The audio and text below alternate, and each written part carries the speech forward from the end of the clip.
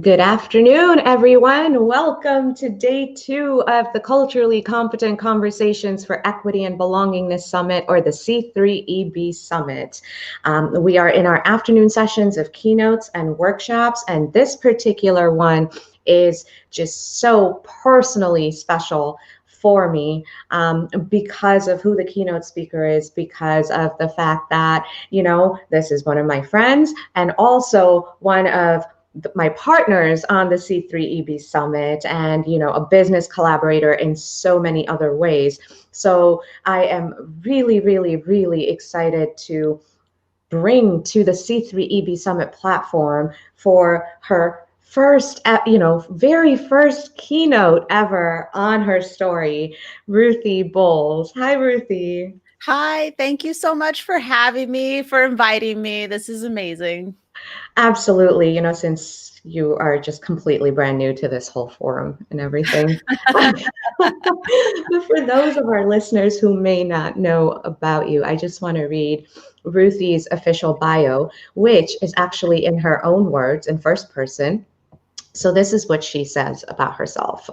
So before I get into that, Ruthie is the owner and founder at Defy the Status Quo Marketing, who is one of our partners for the C3EB Summit. So in many ways, the summit would not even be happening at the amazing level that it is without her. So first of all, thank you for that, Ruthie. But now I'm going to read Ruthie's bio in her own words. I have a passion for helping businesses express themselves through their content. My time as a military intelligence professional taught me how to find creative solutions to problems. I turned those skills to helping B2B consulting and service firms who want to creatively engage their audiences. We use their content to educate, build credibility, and client trust. I love working with companies who are looking for a content partner who excels at making them look great through stellar content in all of its forms. And I can personally vouch for the fact that, yes, she does absolutely excel at authority content marketing. But that's not what she is here to talk about. That's not the only thing she is here to talk about today. So Ruthie's keynote is going to be so powerful. Please learn as much as you can, enjoy, engage on the YouTube comments so we know you're here. And before I hand it off to Ruthie, I just want to say thank you to all of my sponsors and partners for making this summit happen and for helping us with all of our future programming as well. So thank you to Essential IT, Defy the Status Quo Marketing, of course, Zanzibar Enterprises, and the Nielsen Company. And as you enjoy this content, please subscribe to our YouTube channel, go to our Facebook, drop a like, and drop some, ratings, comments, feedback, everything. With all of that being said, I'm going to hand it off to Ruthie so she can take it away. Welcome again, Ruthie. Thank you. Yes. Okay. So what I wanted to start off with today is just asking you, have you ever not wanted to be you? Have you ever not wanted to be you? Or maybe there was something about you that you wanted to change. Now, if you're kind of nodding along with this, like you're kind of like, you know what, that's true. There was a point in my life where there might have been things that I did not like about myself, right? Maybe that was you. That was your case. If that's the case, go ahead and drop emojis, exclamation points. You can make it look like your kid got a hold of your or your keyboard. I don't care. If we were in person, I'd be able to feed off of your energy right now. And unfortunately, that's just not the case. I can't see you nodding. I can't see you smiling. I can't see you agreeing. So if there is anything that you want to add to the chat, please do that. Let me know that you're here and that we are vibing, So yes, was there something that you wished you could change about you? And the one thing that I learned early, I wished I could change about me, is that I am mixed. All right. I am mixed. And I wished often that I was not. It wasn't it wasn't until I was a little bit older, I was about 6, that I really started wondering what was wrong with this. And so I just want to share with you some of the things that I've been told to my face. Okay. Your white is showing. That must be the black half of you talking. Dang, you sound white. You don't look black. Thank you for noticing. You don't really count in terms of, okay, we're counting this many black people, this many white people. You don't count because you're half and half. So you kind of cancel it out. So you don't count. So like I said, I learned at an early age that I was not white enough for most people, for pretty much all people, right? The whole 1 drop rule, you're not white enough. And it was when I was 6 years old and I was new to a school, and I noticed that these little girls, there was 3 of them, they often ran off during recess. They ran off during recess to play with each other's hair. And my hair, while not nearly as long now, used to be down to my hips. And when I was a child, that's where it was. It was all the way down my back. And I thought, you know what?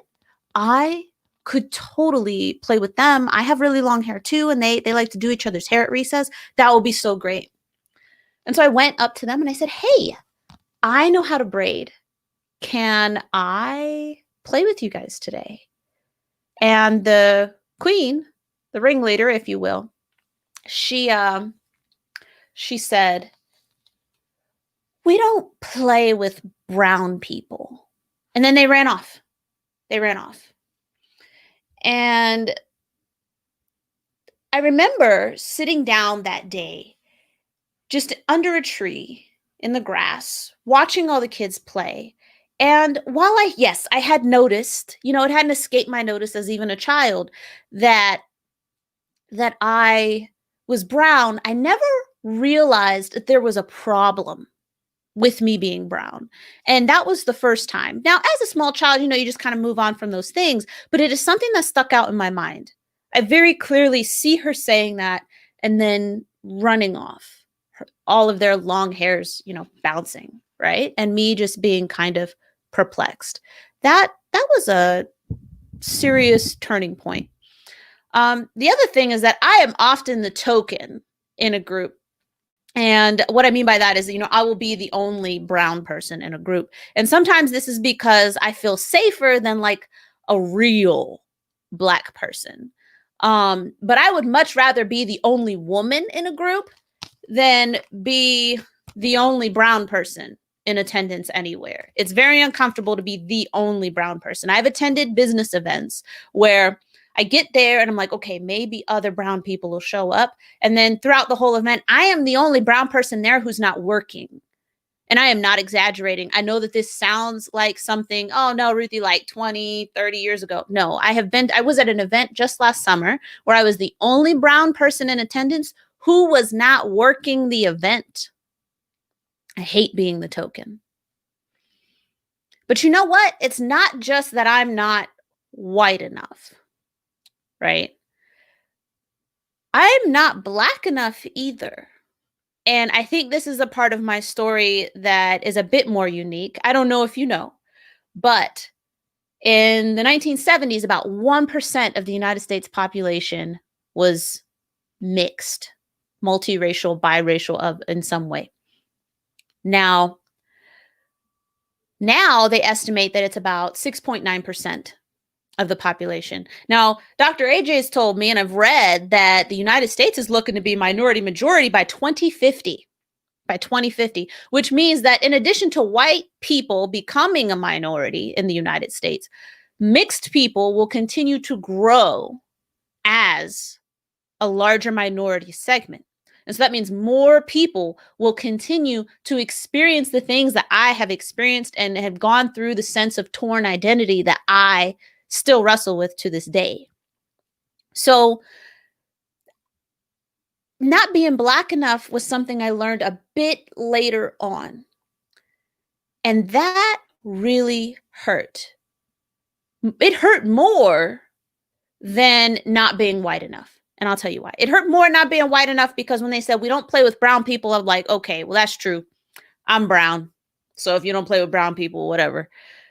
But even amongst other brown people, I was not enough.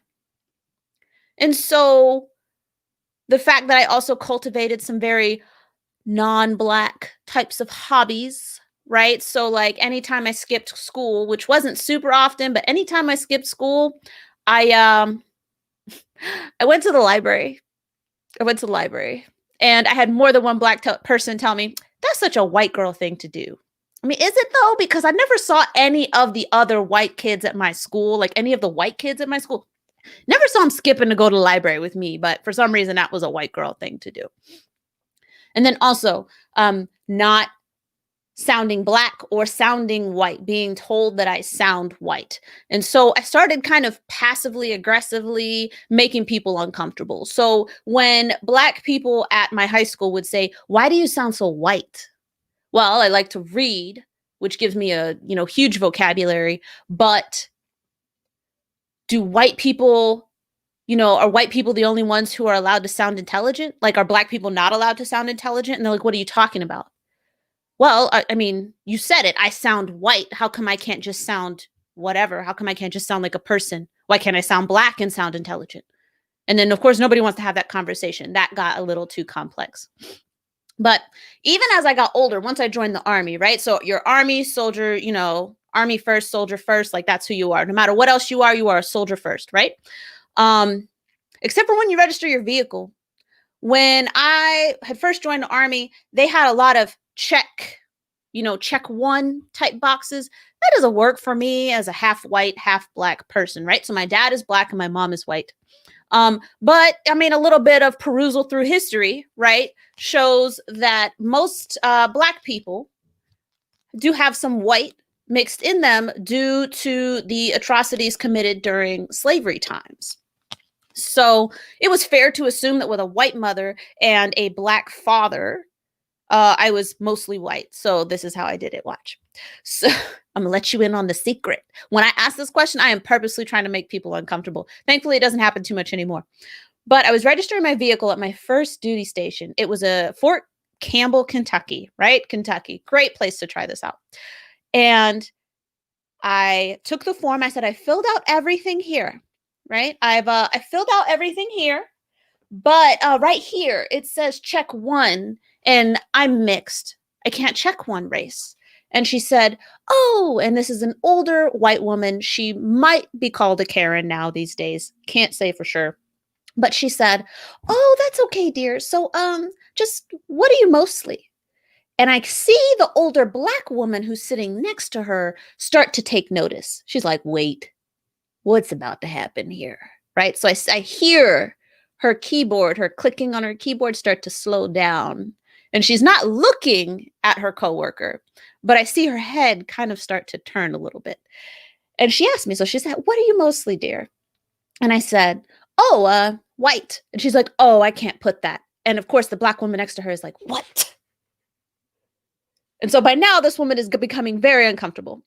And she's thinking, oh, okay. Well, so what's the other side? What else are you? I was like, oh, my father is Black, but I've heard we've got all sorts of things in my family. And so, she was like, okay, well, then we'll just put Black. And I was like, well, if you guys are you guys going to use this if like my car goes missing or if I go missing? Because if that's the case, if you put Black, aren't you guys not going to be really looking for the right person here? And so now I'm getting her to admit that I don't necessarily look Black. So she's already told me she definitely can't put white down and she can't put Black down. I was like, well, do you have an option for other? I don't see it on the form, but maybe you could enter that into the system. And then at least people aren't biased if I go missing and you're looking for me. She's like, yes, I can put in other. So that's what she decided to do. Now, I don't know if that made an impact on her or not, but I've learned that you never know how you can impact others, which is part of the reason why when AJ asked me to do this, I said, yes, I've been working really hard on being authentic and honest. And these stories are just parts of that. You hear the numbers every day. I mean, come on, right? Can I get some emojis or exclamation points? Like how many numbers do you hear about the race issue in the United States? Probably more than you can count. But stories are something that I think sit inside of us a little bit differently. And all of us at one point in time have felt as if we were other. And so if you remember back to that time and lean into it, then it can help you empathize with what it is that I'm saying here. And, I do understand. I mentioned that I have this kind of torn identity crisis a little bit going on. And I do understand, like, now it's kind of like you can identify as what you want to. You can identify as what you want to. Okay. But as a child, I was told I wasn't enough for either of these groups. And when you're a child, and that's why it's so important, when you're a child, you have to be careful. Or I guess it's hard for you to be careful. It's hard for you to filter. Thank you. It's hard for you to filter exactly what it is you let inside of you. And because of the exposure that I had to people on both sides who felt like I was not enough or I was too much, my understanding of myself and my identity was a bit damaged. And I had often wished I wished I could have just been Black. Why couldn't I have looked like my brother? My older brother is Black passing. Why couldn't I have been like one of my sisters who has some distinctive Black features, or like my brother who has hair that is pretty, it stands up. His hair stands up. I was like, why can't my hair stand up? My hair, it won't stand. It's curly, but it's not coarse. It's not textured the right way. Why couldn't I have just been Black? Because I don't even really know about wanting to be white. That's not. But why couldn't I have just been Black? Why couldn't I have just been accepted? Why couldn't I have just belonged? And that is something I worry about for my own children. One of my children is Black passing. He is mixed, but he is Black passing. The other three of my children have been mistaken for white children before. My nanny, I had a nanny for a couple of years, and she's British and she's white, and she would take the kids out and they would often be mistaken for hers, which I always found amusing. And one person was even so confident that they were hers that he told her, because he realized her accent, she was from the UK, that she was doing a great job raising more children like her, and he was referencing the fact that she is a white person. And man, I don't want them to feel the same way that I have felt and how I still feel sometimes, where I am just not enough for one or the other. I want them to be comfortable. So the question I want to leave you with for this particular topic is, are you making room for people at the table? We talk about this metaphorical table. Are you making room? Are you making room? Are they going to be heard? Are you going to listen? Or are you going to continue to force people to try to elbow their way in? And when I talk about tables, it could be white table, it could be a man table, it could be a Hispanic table, an Asian table, it could be even more specific and be a Pacific Islander table. But if you are saying, yes, of course, all people are welcome here, are they welcome, or are you going to continue to place obstacles in their way? Now, my personality has evolved to such an extent that I am more than happy to throw these elbows to make my way to the table. But are my kids going to have to throw their elbows in order to make their way to your table? So as you're looking around at your employees, as you're looking, yes, all the tables, as you're looking around to your employees, as you're looking around at your coworkers, do you see yourself reflected there? If you are a white person, if you see only yourself reflected there, there is probably an issue. If you look around and only your perspective is represented in a room, there's an issue.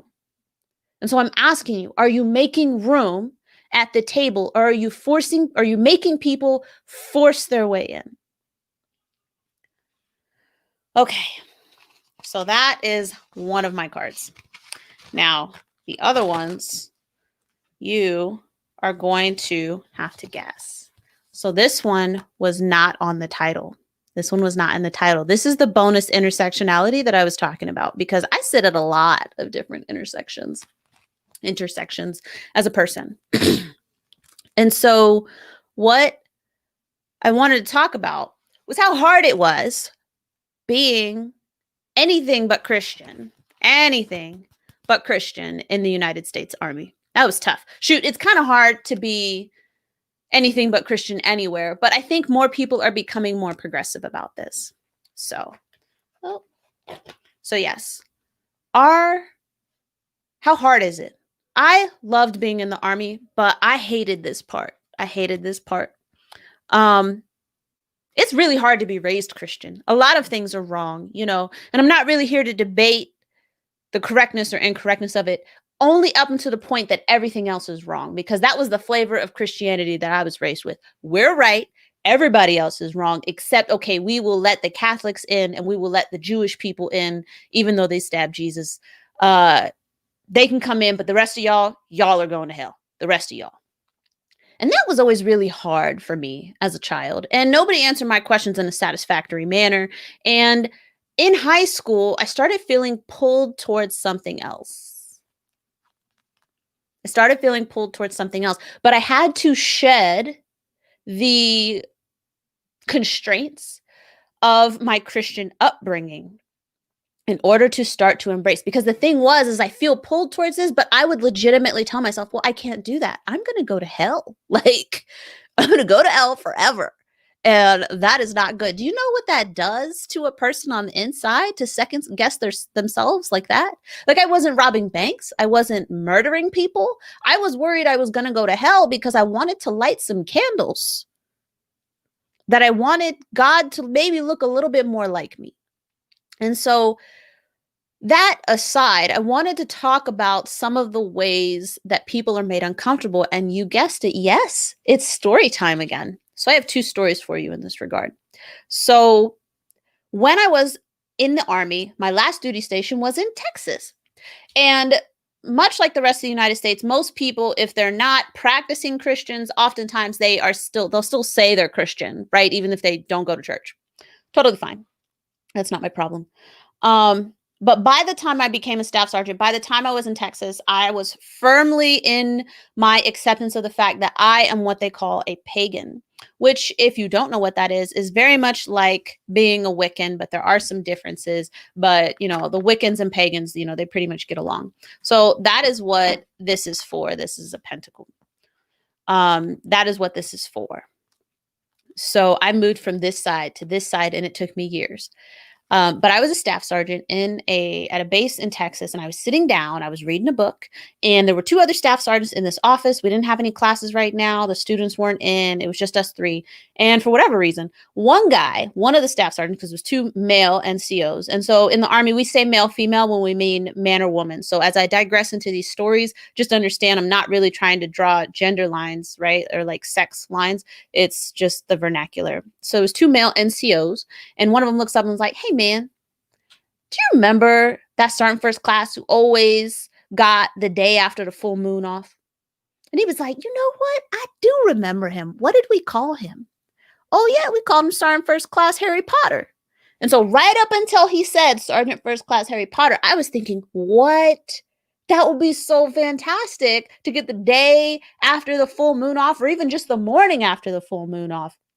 Because if I'm going to have any sort of celebrations or rituals, if they go late, I could actually still get in proper sleep. And so for pagans, for anybody who has that nature-based faith where they consider the moon cycles, that is something that people don't consider in terms of holidays, right? How nice would that have been? So I was thinking, that's good. Maybe I should ask about that. But then he said Sergeant First Class Harry Potter, and that, like, those words felt like ash in my mouth. They were gone. No way was I going to speak those in existence, because what would happen is they would tolerate me to my face and then do just like they did to this Sergeant First Class, where even though he was gone, they were still making fun of him. I was embarrassed for that sergeant on that Sergeant First Class's behalf. I was embarrassed and ashamed of the 2 sergeants in front of me. And in a way, I was kind of ashamed of myself because I didn't speak up at that time. I was not this person now. I was still very vulnerable in this new development, having gone from this side to this side. I was still very vulnerable. And as far as I knew, there's still, there weren't a lot of Black people doing that either. And so I was like, okay, here's another non-Black thing I'm doing. I'm so weird. So the thing I wanted to ask you as you take these thoughts and these stories, right? Actually, I said I had two stories. There was a second one. This one actually just recently happened. And this again was a situation where I didn't choose to speak up. And that's mostly just because I understood the intent of the person, kind of. I feel like they didn't say it, consciously. And even saying that out loud, I feel like I should have said something. But I was at an event. And this has happened in the last few years. We were at an event, and the event itself was very open. They're like, hey, anybody can come, any faith, but a lot of us are Christian here, and we do work that into some of the things that we do. I normally avoid Christian gatherings, I'm gonna be honest, not because I have anything against them, but I feel like they always have something against me. So I typically don't go. But I was like, you know what? Somebody referred me in. I'll go. And so they were like, okay, so we typically like to close with prayer. And I know that some of you in here aren't of the Christian faith, but please be respectful as I close us out in prayer. And so I was like, that's weird. Why would you assume that anybody else in the audience wouldn't be respectful? Is that because if I was holding an event and I closed it out in a more pagan-like fashion, that you would be disrespectful? I do not have that same type of animosity towards other faiths, but it just struck me as a bit odd in the phrasing. Why would you assume that I would be disrespectful? So what I wanted to ask you is, as you do these things, are you inclusive about your holidays? Are you inclusive about the holidays that your employees are allowed to have off? All right. So we get Christmas, we get New Year's. That's not even a religious holiday. And then more forward-thinking organizations will, I think, give their employees like Jewish holidays off and, Muslim holidays off and things like that if they're more forward-leaning. But the big difference, I think, to me is, do you make those people take vacation time for that? If you don't make Christians take Christmas off as a vacation day, then any other holiday, right? As a pagan, I would at least like the high holidays. Let me be honest. But are you inclusive with what counts as a holiday? Are your Christian employees allowed to take those days off without taking sick time or vacation time? And then anybody else who falls into a different religion, do they have to take vacation or sick time? That is not inclusive. And that should just be a policy. If you make them ask, if you make them force the issue, and many people will not because they feel like it's not worth the trouble, that doesn't mean that they're still not sitting there feeling like you don't care about them. Thank you. But that doesn't mean that they still don't feel like you care about them. Yes, okay, now you've put up Christmas decorations. If I wanted, could I bring in decorations that symbolized Kwanzaa? Or could somebody bring in something for Hanukkah? Could I bring in something that represents my spirituality as a pagan? Are we allowed to do that? That is what inclusivity looks like. All inclusivity for all. So just consider that as you look at your holidays. It's a huge deal. It should just be a policy. If it is a major holiday for that specific religion, your employees should have the opportunity to take those days off the same way that your Christian employees do. And that means not sick or vacation time. Exactly. All right. So I have one more for you. Now, this one, I will be honest, is a little bit heavier, and it speaks to my experience as a trauma survivor. So, this. And you're like, okay, I know a lot of people know what this is. I know. So it's a symbol for female or woman, right? This over here, though, you're like, what is that? And maybe you even know that it's a Japanese torii. You might know that, the gateway to honor. But what you might not know is that the torii is the symbol for the 3rd Brigade of the 101st Airborne Rakkasans unit. I was a Rakkasan as part of the 101st Airborne Air Assault Unit. And I often wished once I joined the Army that I had been a man. Not in the same way where I felt like I was born in the wrong body, but just that, man, if I had been a dude, if this had been blue with the little arrow, right? You know how much easier life would have been for me? Man. So there was so much emphasis put on male traits, man traits, the alpha man traits, you got to take charge and take initiative, take initiative, private. Like that's what they want you to do, right? But the problem was that while I actually did have a lot of those traits, while I embodied many of those traits, I had them inside of a 5'3", 130-pound body. Not a good look. And I've always felt like with my personality, right? I should have at least been 5'10".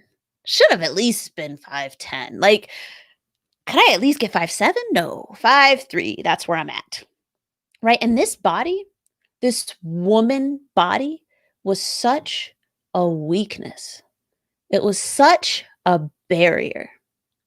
And when I joined right out of high school. I hadn't yet gone through the experience of childbirth. But at the time, my body felt like a weakness. So your physical fitness is incredibly important, right? Your physical fitness is incredibly important to your progression throughout your career as a military service member. And that includes getting promoted. How well you do in your PT test, physical test, right? Or APFT is what we called it, Army Physical Fitness Test, but we just called it PT, right? Physical training. So how well you did on your PT test, there was a scale and the number was contributed to your overall points for promotion. Now, women don't build muscle the same way that men build muscle. And yes, women and men, males and females, do not take the same PT test. It's like the same events, but different requirements, right? So men are required to pass, at least in the 18 to whatever, 22 range. It's like they need 42 push-ups and a woman needs 19. Right? So for a long time, I just coasted along. I hated push-ups. I hated PT. I hated sit-ups. I hated running. I hated all of it. But then I wanted to get promoted. And I was a part of the 3rd Brigade, Rakkasans, right? So the Rakkasans were kind of somewhat despised by the other 4 or the 3 brigades. They kind of had a reputation for being jerks. They had a reputation for being jerks, but the 3rd Brigade was proud of it. Like, and you get it, like you get kind of almost like you sip the Kool-Aid, right? So we embraced it. We put Tories on everything. People got Tory tattoos. Like we got Tories on everything. We loved it. Yeah, you don't like us. We don't care. But they were incredibly hua. So in the Army, that's what we say. We say hua sergeant in response to anything. You could say hua for anything. But we were incredibly hua, and what that means is like gung-ho, Army gung-ho, right? And so as a result, I knew if I wanted to get promoted in this unit, in addition to it's an intelligence unit within an infantry unit, I needed to do better on my PT test. And I had an NCO. She was my leader, my first female sergeant, who was a bodybuilder. And I was like, I don't know about doing bodybuilding. I don't know about that. But I do know that she can do pull-ups, and that looks cool, right? She could do more pull-ups than anybody else in our platoon. Loved it. So I worked really hard on my PT test. And once I became an NCO, I decided that I would be able to help all of my soldiers at least pass their PT test. So that meant doing the maximum for the females or getting close, but also doing the minimums for the males. And so that was my standard now, is I would be able to at least pass the male standard for push-ups, sit-ups, and the run. And so the run was always my hardest one. So that was like, I had to run my 2 mile in like 16 minutes and 30 seconds. And that's what I would do. And I would tell my soldiers, hey, soldier. And if I wasn't taking a PT test, but one of my soldiers was, I was out there with them the whole way. And I would do the run with them. And I'm saying, if you're behind me, you're failing. And I had a squad of all dudes. And that was what I did. And so they knew, yeah, some of them were faster than me, but they knew I would not leave their male battle buddies behind because I was too slow. So they didn't look at me that way. And I could do more pull-ups than them too.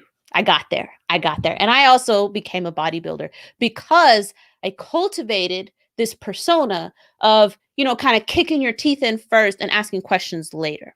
Sergeant Bowles, as I was known at that unit, was incredibly bold. But before I became the Sergeant Bowles that was super bold and just took on everything and everybody, if she thought it was the right thing to do, I was someone else. I was someone who was still figuring out her way. I was someone who was still trying to figure out, soldier or woman. And the Army showed me that being a soldier,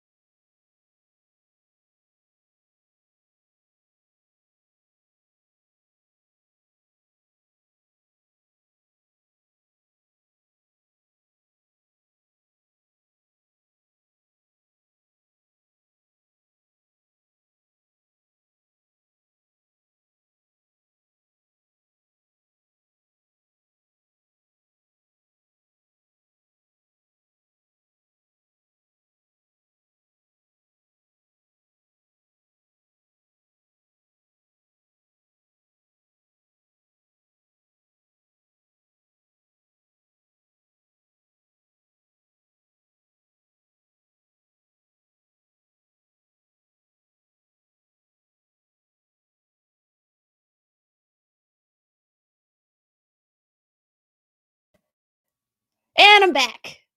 All right. Sorry to drop out on you guys like that. I am back. I'm back. Okay. I lost connection. It wasn't you guys, it was me, but I'm here. So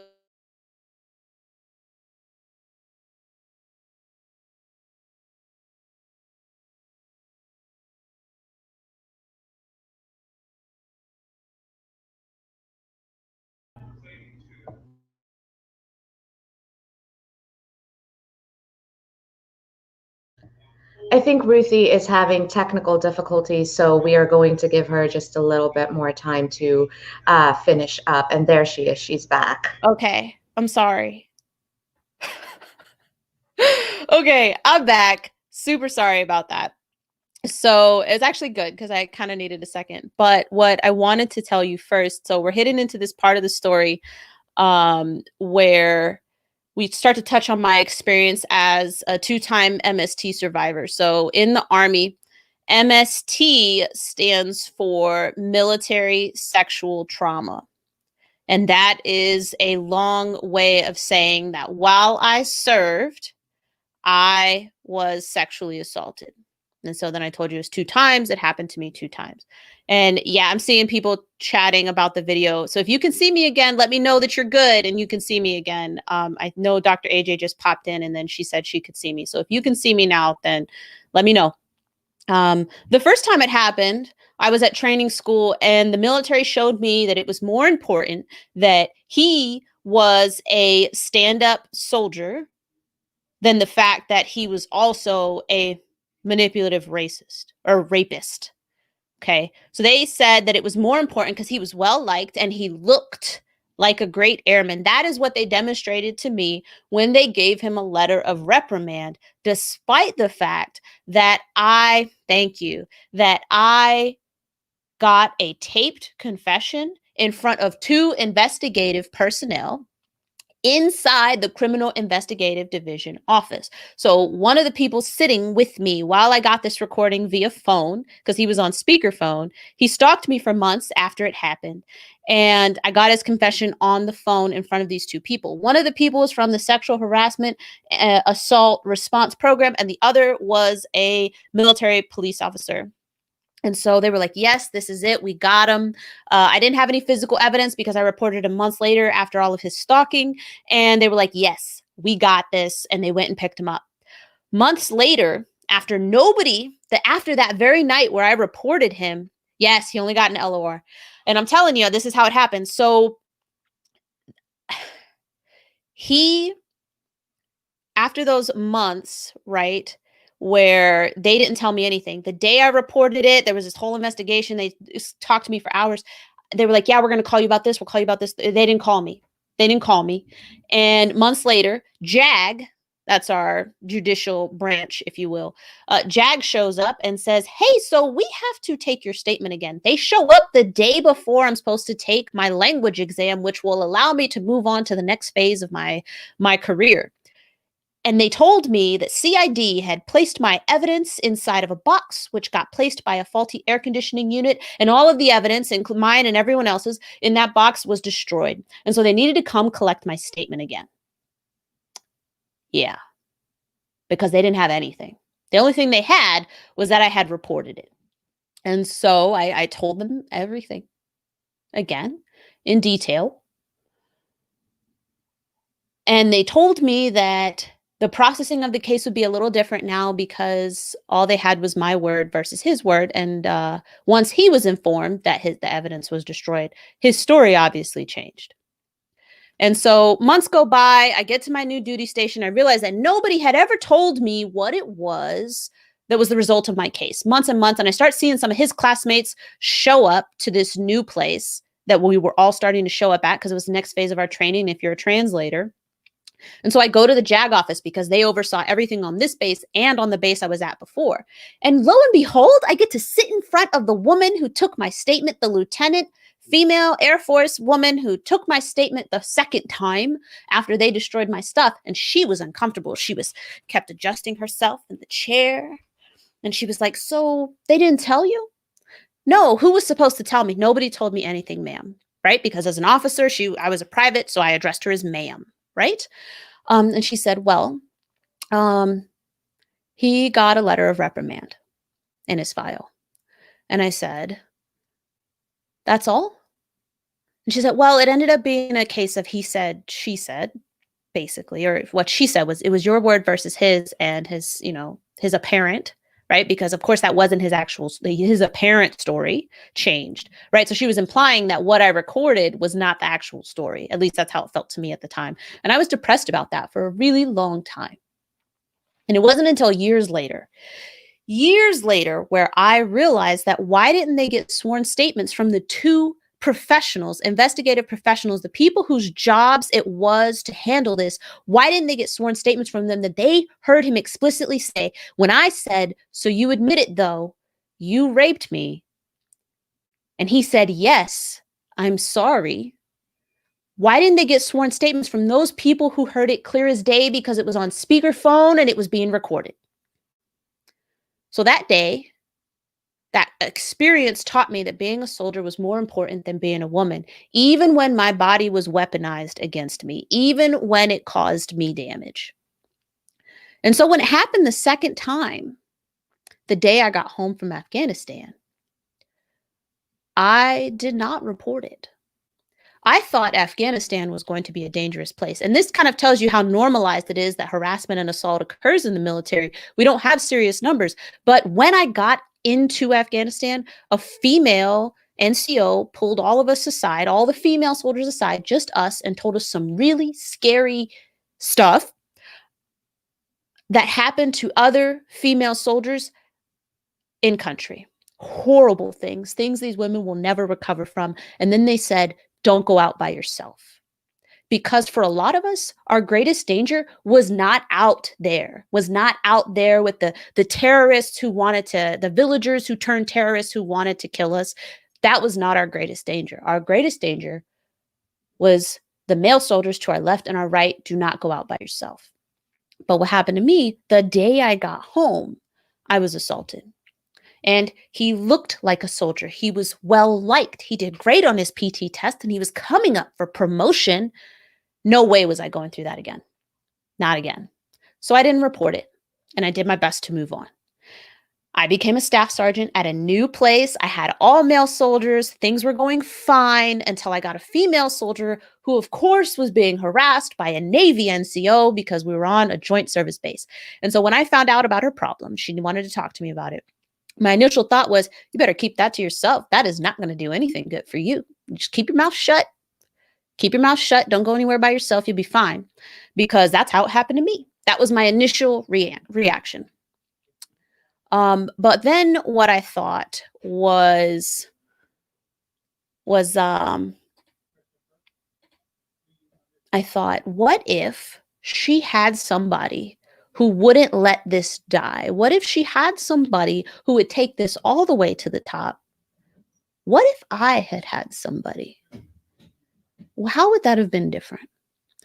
And so when we sat down, I looked at her and I told her, I was like, we need to report this.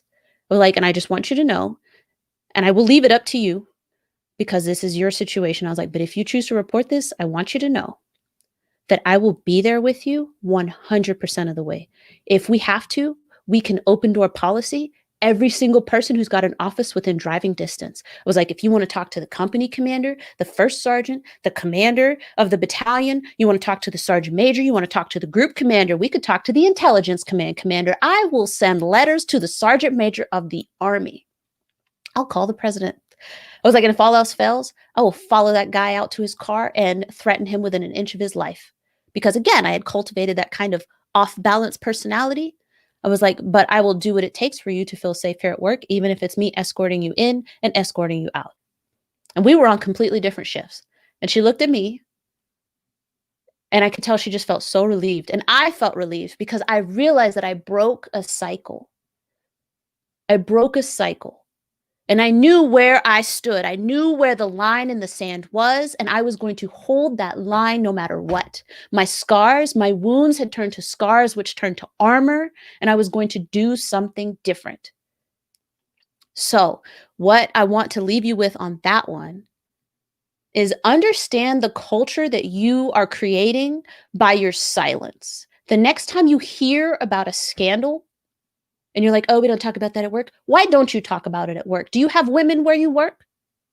Do you have men where you work? Men get assaulted too. The next time something pops up in the news, that is your opportunity to address those issues, to address those concerns with your people. I am a woman and I am a person. I am a veteran. But do those issues matter to you? That's your opportunity to address it, to show that you accept that these things do happen, but they won't happen here, not on your watch. And that is the zero tolerance policy that you have to enforce with your people. But when you cultivate a culture of silence, your silence is tacit acceptance and tacit approval. If you are not vocally outspoken, then I'm assuming that you sign off on it, or it's one of those ugly things you prefer not to look at. Now, how does any of this tie to marketing? Right. So I'm an authority marketer, and I firmly believe that all of us have a story to tell. And the reason why I'm telling my story is that I am showing you the different layers of my humanity. There are people who are watching this right now and people who will watch this later who know me and already know Ruthie's crushing it, right? Like I scheduled 2 speaking events for myself in September just yesterday. I got podcast interviews coming up, group interviews, and all sorts of stuff. Like this stuff happens for me now. I'm good at it. But people come to listen to me because I am practicing what I have now decided to call radical authenticity. You know where I stand. I am a business owner. And that means I get to choose who I work with. If anything that I said today made you not like me, then we wouldn't work together. You're like, oh, it's not personal, it's business. No, it's human is what it is. Whether I have my businesswoman hat on or I look all crazy and my hair's all crazy like you can see in some of my videos on LinkedIn, I am a human. And if you disagree that we need to make space for minorities at all of these tables, if you disagree that, I should be able to be a woman and a soldier, if you disagree that I shouldn't be able to have mornings off after a full moon, then we're not working together. But what that means is that this is the type of thing that I dig in with on my clients. If you have a story, all of us have stories. The beauty is in the simplest moments. We all have these stories. And I'm not saying you have to share them, right? You are ready to share when you are ready, but we all have some things we can share. It took me some time to build up to being this vulnerable and being able to share this much. But I knew that the more vulnerable I could be, the more people I could help.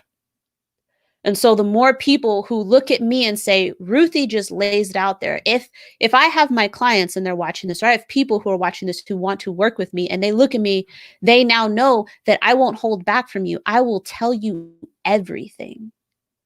Oh, no, don't do that. Don't post that because if you post that, XYZ. Oh, no, we don't want to be on that podcast because of, ABC. I will tell you. I will not let you just walk off, in the wrong direction. Walk off right off that cliff. No. And so I cultivate trust in my radical authenticity. And that was the point, really, is that by letting these things out, it makes my soul lighter. And if I can help just one person by telling any of those stories, then that has made a difference. I'm a veteran and I loved being a soldier. I wanted to be a soldier until I died. I was going to be Sergeant Major of the Army, first woman Sergeant Major of the Army. That was my plan. So despite everything that happened to me, I still wanted to fix my Army. I wanted to so much. And I know that I'm not typically what people think of when they think of a veteran. And that's okay. But just understand that you never know what people have gone through on the inside. So when situations pop up, the incredibly horrific police shootings that we've seen, the incredible, and when these scandals pop up where they're like, oh, she should have spoken up. It's been 20 years since she said that happened. Like, I don't want to hear that. Don't do that. And I will tell you what, before I started telling my story, I noticed every single person who said that. Why did she wait 20 years? Probably because it was horrific and she just wanted to move on with her life.